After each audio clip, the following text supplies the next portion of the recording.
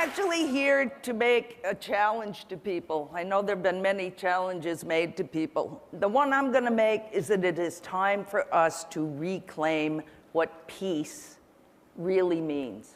Peace is not kumbaya, my Lord.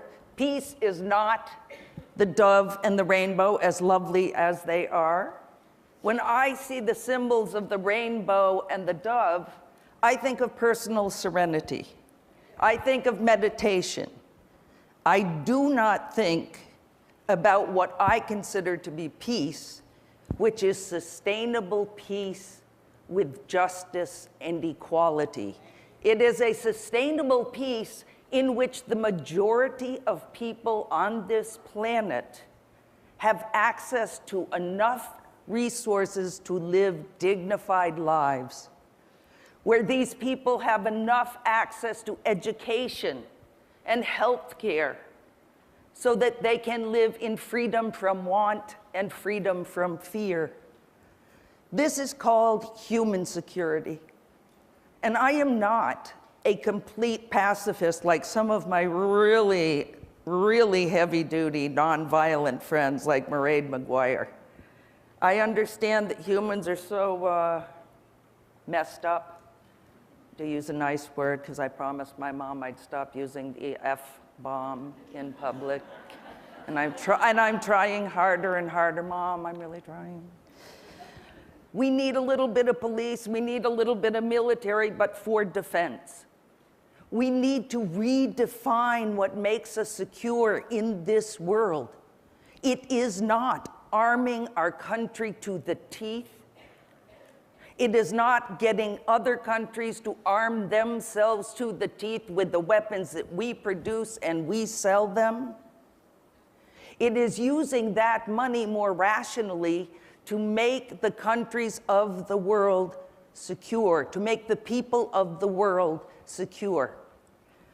I was thinking about the recent ongoings in Congress, where the president is offering $8.4 billion to try to get the START vote. I certainly support the START vote. But he's offering $84 billion for the modernizing of nuclear weapons.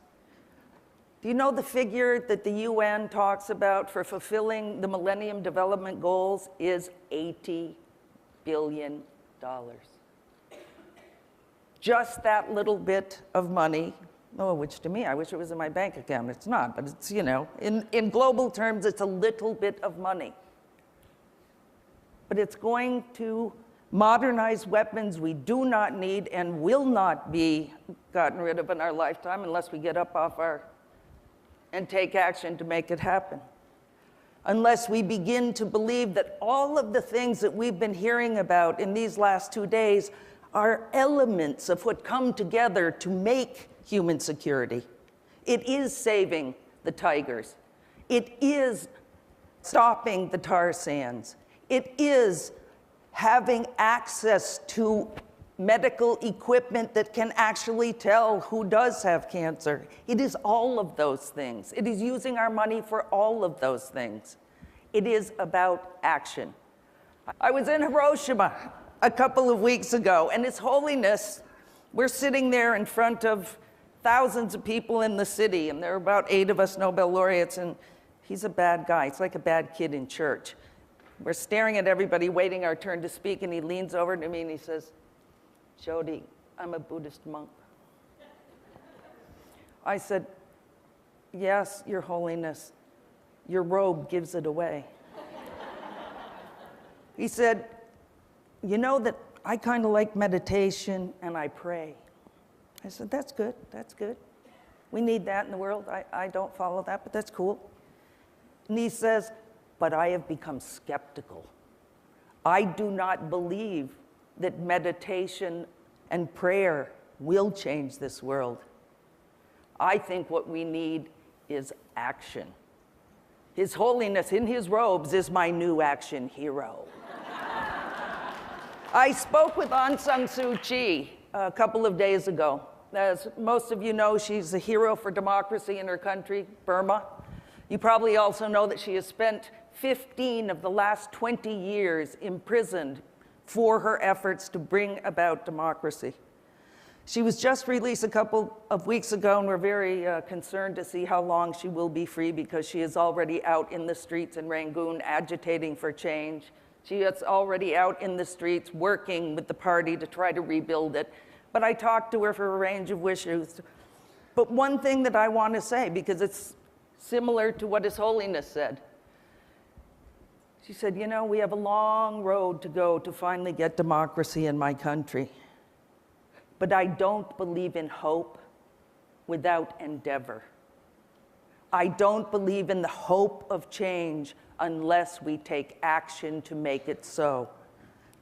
Here's another woman hero of mine. She's my friend, Dr. Shirin Ebadi, the first woman, Muslim woman, to receive the Nobel Peace Prize. She has been in exile for the last year and a half.